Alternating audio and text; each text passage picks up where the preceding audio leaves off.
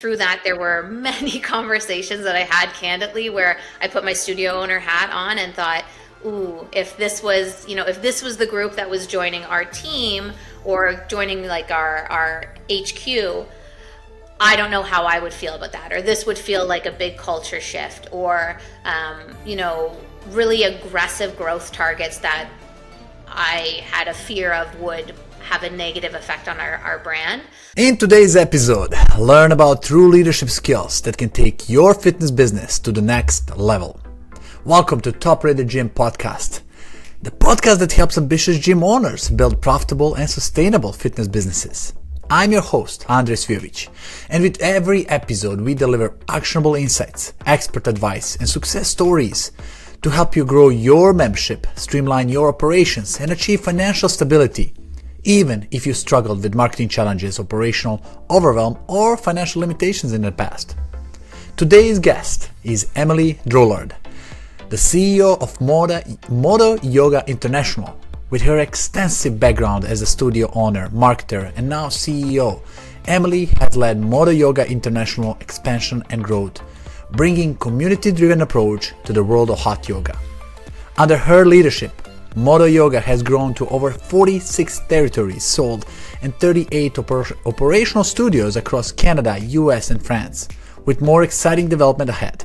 Let's dive into her journey and the leadership lessons she learned along the way. Emily, welcome to the show. Great to be here. Thanks for having me. Emily, so you worked pretty much at every level at Modo Yoga, from starting at the bottom of the chain and in the beginning roles, all the way to running an international organization. So tell us, how has that hands-on experience shaped your leadership style and pretty much your approach to scaling the businesses? Yeah, it's a great question. So, as you said, I've every facet of the business I've had a part of. Going back to 2011, when I first stepped foot into a Modo Yoga studio, and I was instantly hooked. Each of our studios had something called either the Energy Exchange Program, some studios call it the Ambassador Program, but essentially it's a way to get involved, to lend a hand to support the operations of the studio in exchange for utilizing the classes and getting to be a greater part of the community. So that's kind of where I dipped my toe into the Modo community. And from there, quickly decided that I wanted to be a part of it in a greater capacity. I had a background in teaching fitness, and joining the Modo system or being a part of my first Modo class, it just felt like something so different than I had experienced before. There was the shift away from that like push to just truly listening to your body and moving it in a way that feels intuitive and mindful. So fast forward to, I took the Modo teacher training. I actually took it alongside my mom. And during the training, I actually had the opportunity to become part of the ownership structure at my home studio, which is based just about an hour west of Toronto, Ontario. So dove into that world of owner operator, and now sitting in the role of CEO, I truly do feel it has been such an asset to be at, like you said, every different level of the organization. Within our community, we really don't look at it as a like tiered system, but that fundamental knowledge of knowing, everything from how do we fold the towels to greeting a customer on the way in, to having the conversation with, the student who had maybe a less than ideal experience at the studio, to the back end operations. I think knowing each of those different structures, knowing the upsides and also the pain points, truly has allowed me to speak to the totality of our business and how we operate. I love that. And let me ask you a question pretty much about feedback of that system. Would you recommend that as approach for somebody to go through the process like you did, all the way through the whole organization and understanding each aspect of the business? Yeah, I don't think that they necessarily need to do it in the format that I did. We have many very strong and successful owners that have come in without having been a part of, say, the ambassador program or the teacher training. But I do think it's so crucial to, regardless of where your entry point is into the Modo community, is having that understanding and the grasp of each different facet of the organization. We don't require our studio owners to take the teacher training, but I think it's such a fundamental part of understanding our business. Like, it truly is the service and the product that we are selling as our classes. And even if a studio owner doesn't intend to teach, I think it's just so imperative for them to have that knowledge of who we are as an organization. What are we delivering to our clients, our students, to just have a full understanding to be able to speak to that. Let me tell you, that reminds me on one of the most effective operations in the world, factories, and that's Toyota. See, Toyota makes 15% of the world cars. Literally, every sixth car is Toyota. And they have like 300,000 employees. While Volkswagen makes 11%. Every one of 9 cars there. And they have twice as many employees. So they make less cars with twice as many employees. And the reason is that Toyota requires everybody, as they start, to go in and understand different roles. And they will literally give them a piece of paper and a stopwatch. It's like, okay, go to that role, monitor, observe, and look for the ways to optimize it.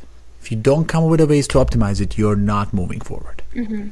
And they will measure everything that from the waste to the efficiency of each process. But understanding different roles, different positions gives you a different picture. You know, I believe now you are in the position when somebody says, oh, I can't do that, or that takes 6 hours to do, for something you know that's 2 hours. You don't take that crap, right? No, absolutely. I totally agree. Like, I think being able to, even from a level of being an owner and speaking to your manager, knowing what they're doing, having an understanding and a grasp of what's involved in the process. Like you said, you don't have to be the one necessarily doing it, or you don't have to be the one who all that knowledge just lives in your head. I think it's actually more important to have a team that is skilled and able to deliver on their responsibilities.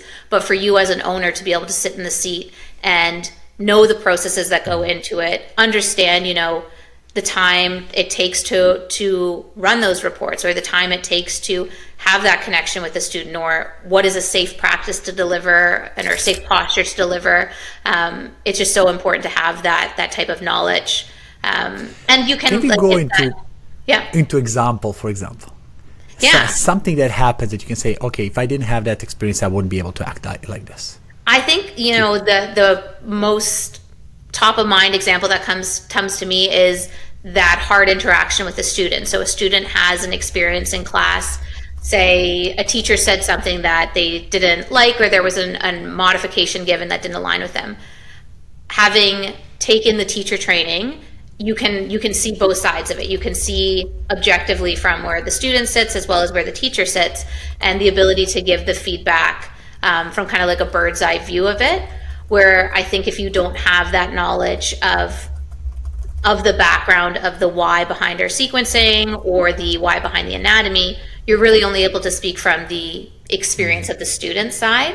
So that's one example. I would also say with things like running your KPI and your metrics, if you as the owner don't know how to go out and gather that type of information, how can you ensure that what your manager is presenting to you, or if you're using a third-party services, we have integrated KPIs that are delivered directly to our studio owners, but how can you, if you don't know how to run that information and check it yourself, how can you ensure that it's adequate or correct?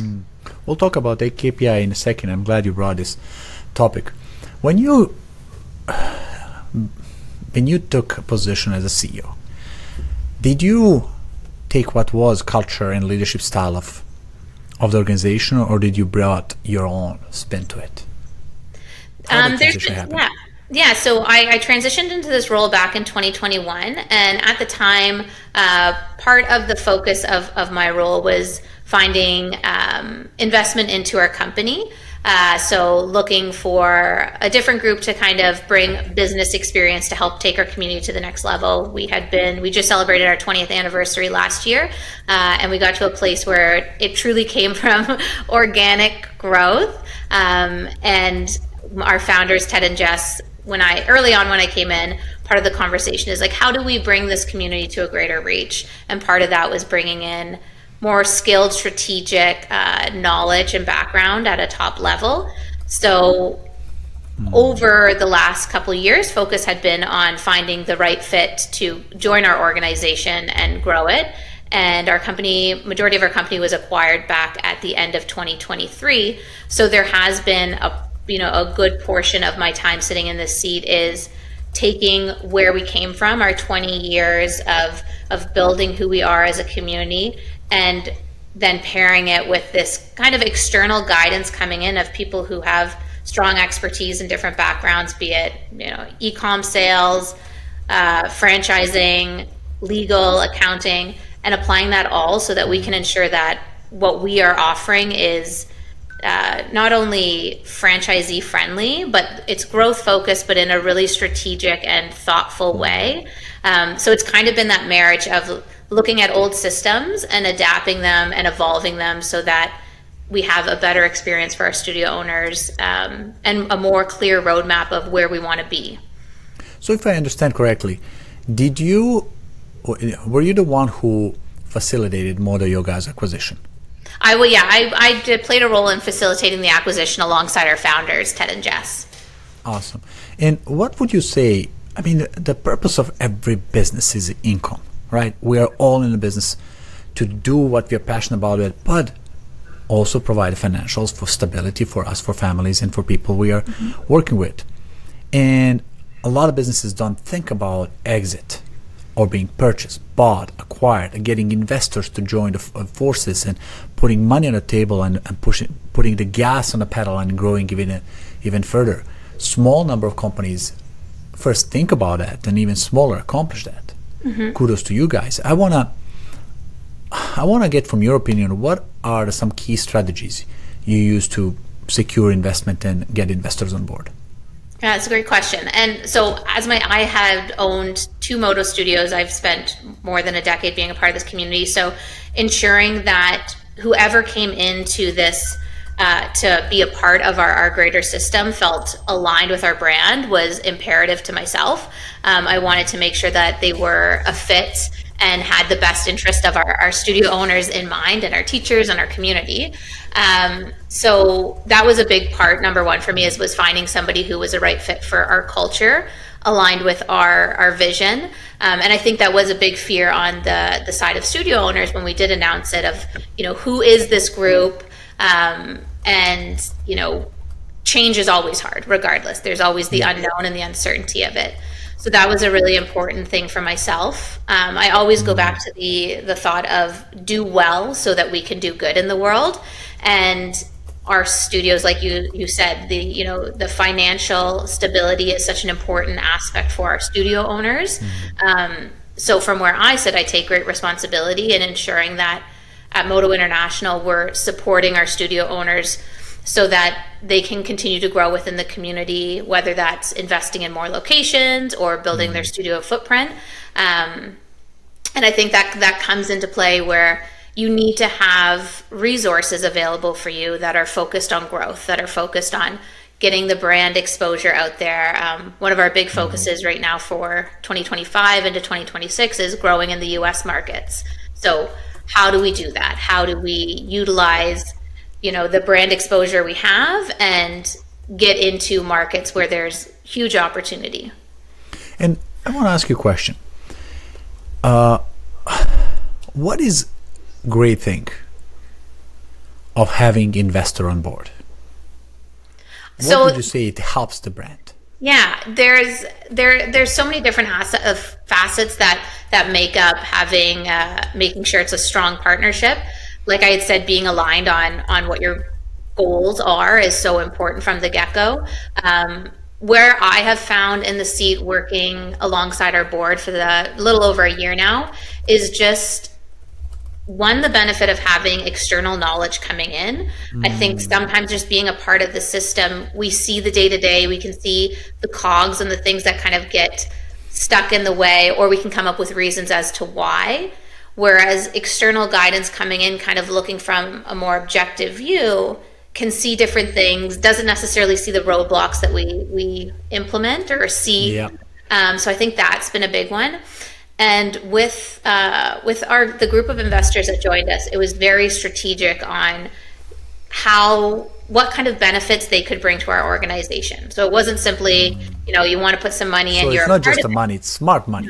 Exactly. It's smart money. Exactly. I love that. It's looking for people who have a professional experience and success in different key assets that we looked at to our business to say, okay, this area of opportunity, if we can bring this type of knowledge to it, we can help grow online, or we can help grow the retail system of it, or we can help grow the teacher training and education portion of it.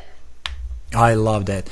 And what I like about investors being part of the story is accountability. You see, you have somebody to show the numbers to. And that gives you different perspective. That gives you more different outlook. Because when you're founder of the company, if you're CEO, if you don't have anybody to show your books, it's like, I can do anything I want, right? But this way, somebody look at those numbers and look at it from different angle, with fresh set of eyes. It was like, okay, have you considered this? Also, if that investor, partner, mentor, it's also an industry expert and knows the numbers of other businesses, can tell you if you're doing good, bad, and what else can you do to speed up and change it. So there's something that comes with the mentorship. And I love the fact of smart money. If there's money coming in, money is, honestly, I believe it's abundance out there. There's so many wrong ways to raise the money and get partners in that can totally sidetrack your business into the world you don't want to be. It's like a marriage. If it's wrong, it can be a nightmare. But if it's good, I loved what you said, cultural fit. You gotta align with what we already do and push us forward. Don't sidetrack us. Don't bring the culture that's totally opposite to what we do. Because I completely agree. Yeah. I sat on, it was a process. It was probably about almost 2 years, the process of, that directive of looking for investment into the business and actually finding the right fit. And through that, there were many conversations that I had candidly where I put my studio owner hat on and thought, ooh, if this was, the group that was joining our team or joining like our HQ, I don't know how I would feel about that, or this would feel like a big culture shift, or, really aggressive growth targets that I had a fear of would have a negative effect on our brand. So yeah, there is like the kiss a lot of frogs before you find the prince kind of thing of getting to the people who truly felt like a great fit for our community, and looking over this past right. year. And it's a lot of conversation. It's such a diligent and long process to make that happen the right way, if you want to do it the right way. Absolutely. But I love the fact, because a lot of people are thinking like, oh, I have a business, it's income making opportunity or stress making opportunity. But when you start positioning your business for the investor's eyes, you gotta start cleaning a lot of stuff in a business. You clean up the books, you structure them the way that people like to be structured, you bring transparency. A lot of business owners mix their private expenses with the business expenses. That cannot exist in a world of proper P&L and the structure that you show to the investor. So it's really structurizing, it's a growing up moment for the business, where you're ripping off the skin of something called startup and becoming real business. Like, I gotta show up in a real way and continue with it. And we've actually, we did that practice at our international HQ level, but we've also had this conversation and have done this coaching at our studio owner level as well, of like, from like planning your exit, whether that's something that you want to happen in 2 years, 5 years, maybe never. It should always be top of your mind of, what steps do you need to take at which points to prepare yourself for a successful exit. And I do think that is something that has set our community up for success. We have owners that have been a part of this community for over a decade, some approaching 20 years. And at some point, you do want to walk off into the sunset and go just like join a little bit, reap the benefits of the work you've put in. So that's right. One thing that I don't take lightly is ensuring that they're also supported so that we can help facilitate them into that next chapter. And that also creates opportunity for somebody else who's, fresh and ready to come in right off the get-go to benefit from a system that is 20 years old, that, the owner has been through the pain points and the successes to get the business to where it is. So from somebody who's looking into this topic, and let's say I want to sell my yoga studio. I have choices. I can sell it to a competitor, to a bigger company acquisition. I can sell it to a totally new person, maybe my member, maybe my manager or director. I can sell it to a private equity firm and so on. But it really depends. A sale can vary.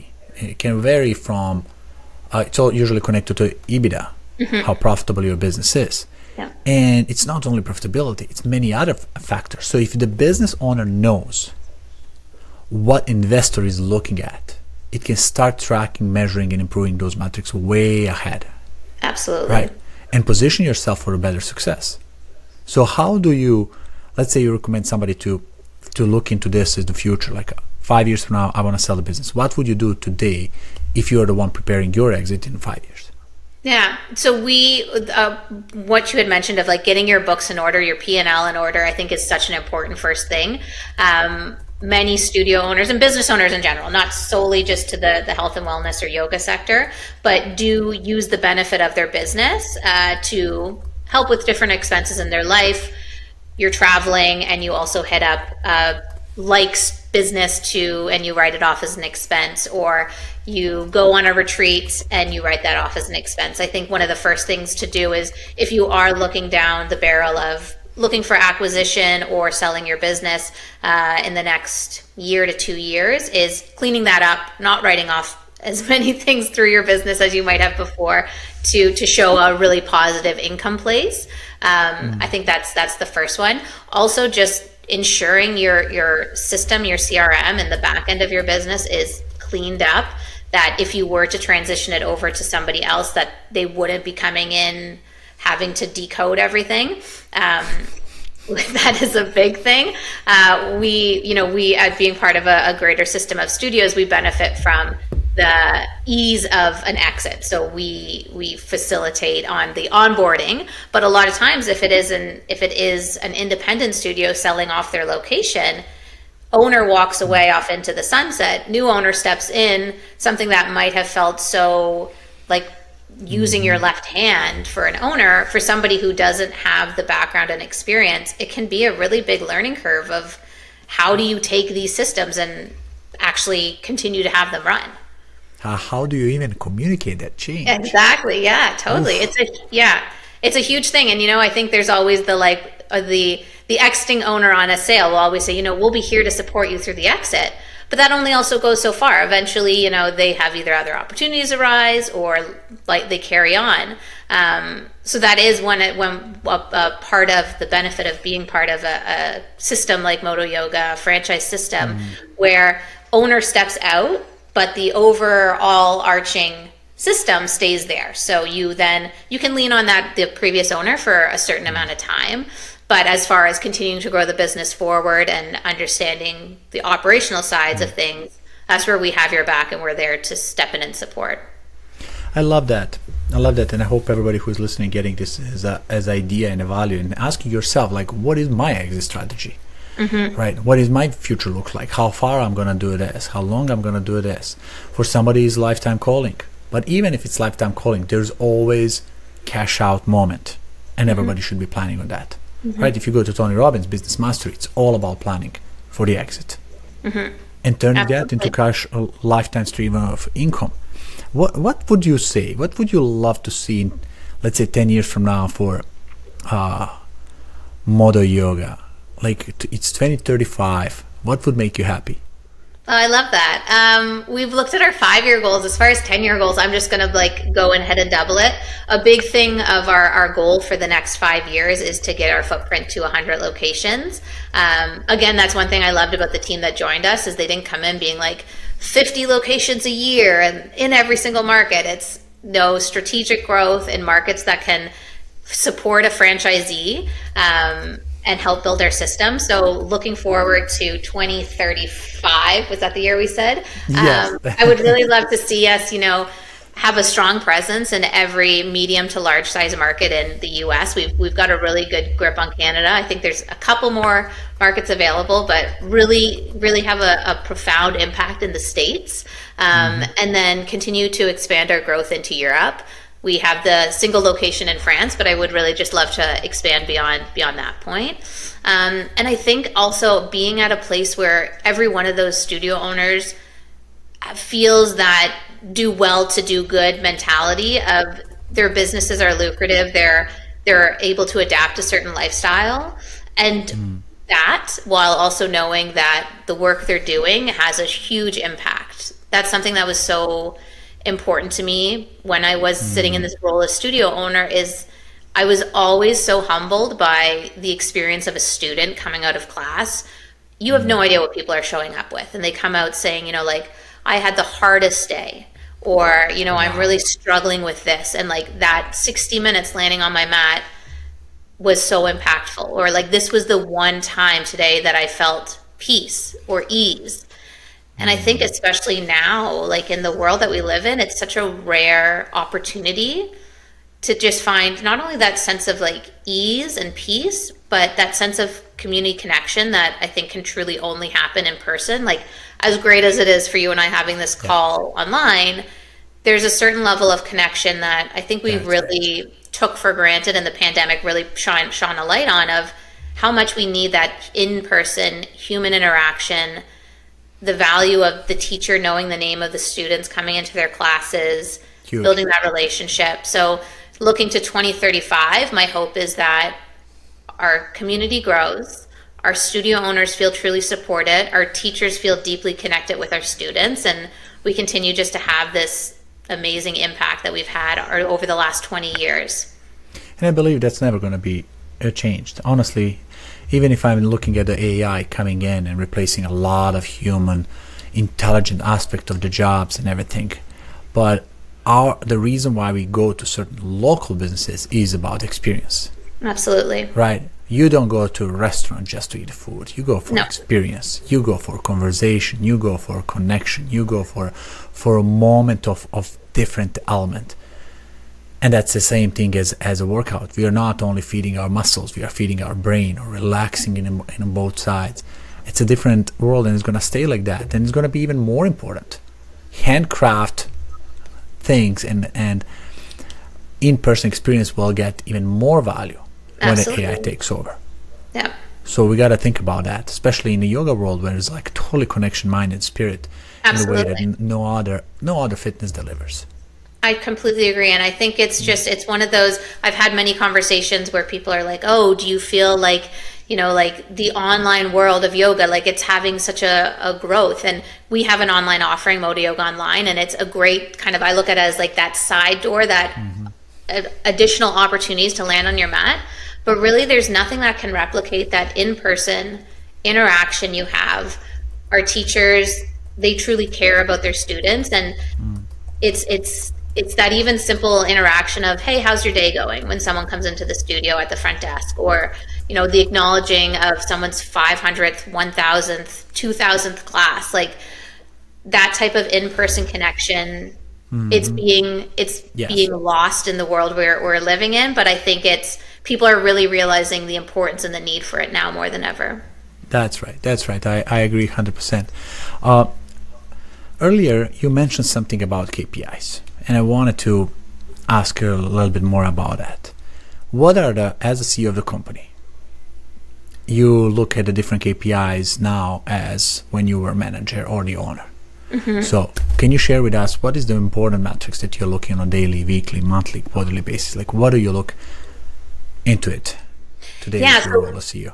KPIs to me are such an important and integral part of truly knowing your business. We actually in the past year invested in building out our own custom KPI dashboard for our studio owners, so that they can easily, every Monday, they get an email into their inbox that has important KPIs: first visit retention, membership churn, the utilization of a studio, where teachers are sitting. And I think this is, you know, from a business point of view, obviously so important. You want to know the heartbeat of your business, and data doesn't lie. There's no hiding behind feel with it. So I think KPIs are really important for looking back and seeing trends over time. But something at an international level, especially from where I sit, that I think is an important pairing with the KPI is the forecasting forward. So as great as it is to look at the trending 12 months or the past 90 days, I think it's so important to take that number and then also look to what are we forecasting for the next month? Not even just from revenue, but what are we forecasting for new first visits or new clients into a studio? And where we're sitting in these past 30 days of KPIs, does that metric support us getting to where we want to go? And if it doesn't, by having that forecast to look forward to, you can pause and say, okay, we're not tracking towards where we need to be. What can we do? How can we get more exposure into our studios? How can we have more people visiting our online retail store? So I think it's the importance, that pairing of KPIs to look back at what the data is. But that crucial part that I think is often missed is that looking forward, forecasting to get to where you're wanting to go. Exactly. So this is like you're setting up the goal for the future. I want to be X number of members. I'm currently at 200. I want to be at 300. I have a year to accomplish that. I need to net 9 members every month to get there. Am I doing it? So I'm forecasting 9, but I'm also checking up, am I doing it? And if I don't, what can I do to make it happen? What's going on? Where the resources I can put on the table? Is it leads? Is it conversion? Is it retention? What's going on? Because if we don't look at the numbers, we will never succeed.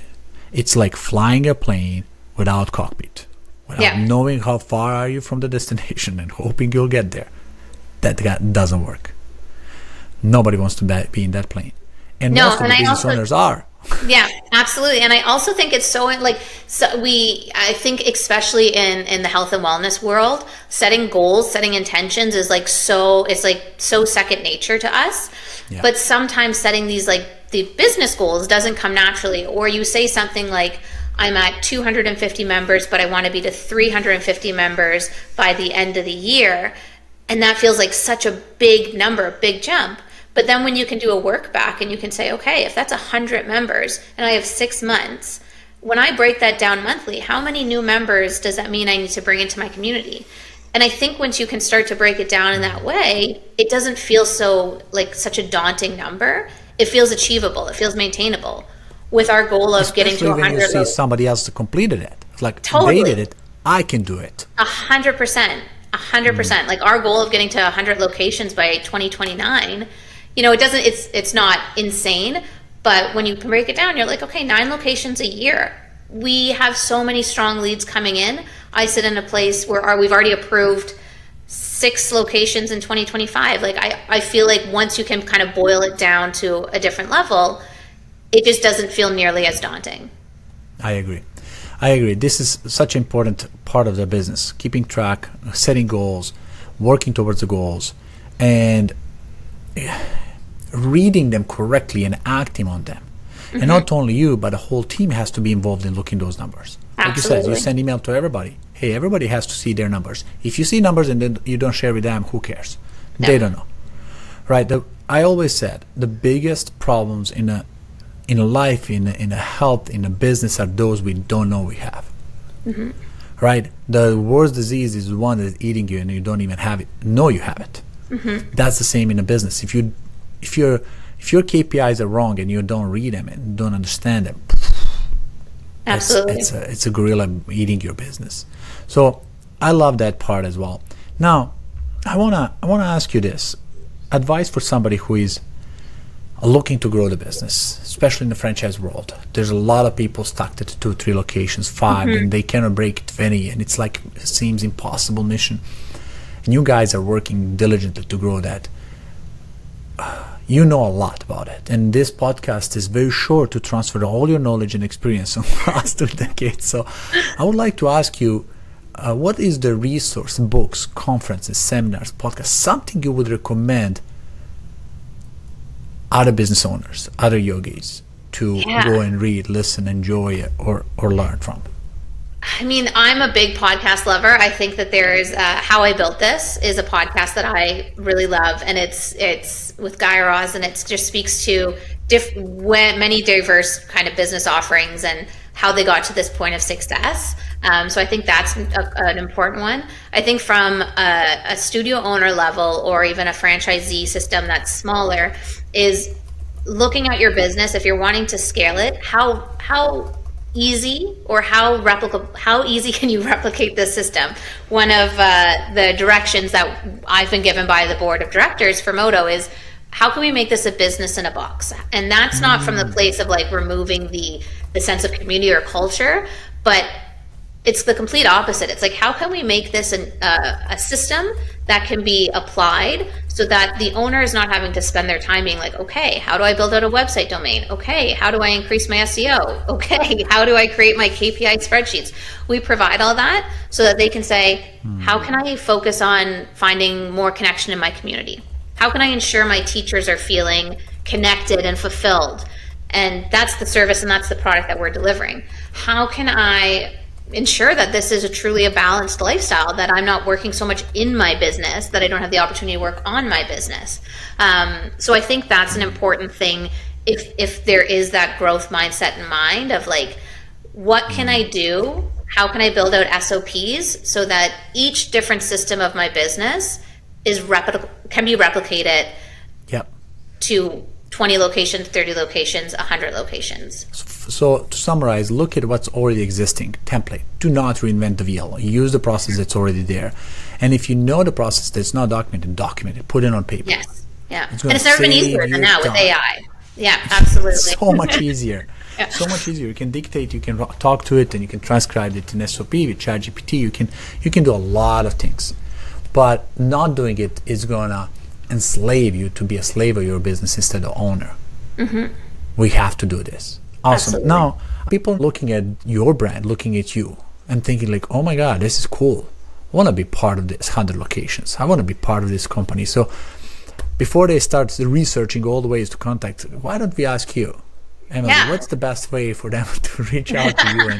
And what's the best way to contact you? So I would say definitely if you're interested in joining our community, there's like, especially in the US market, we have so many opportunities available. If you go to modoyoga.com, you'll see our Own a Studio page on our website that has tons of details about what that looks like. You can find me personally on LinkedIn, Emily Drouillard.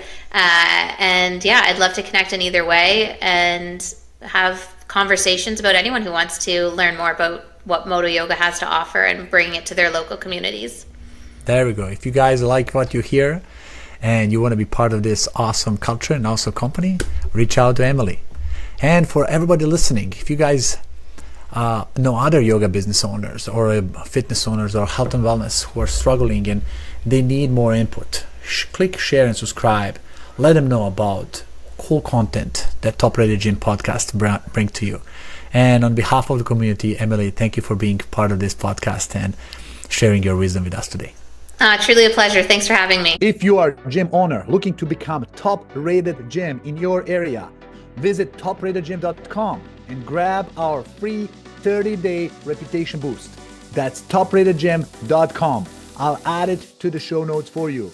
Don't forget to share this with your friends. Stay strong, stay motivated, and keep pushing your gym to the top. Until next time, this is Andre signing off.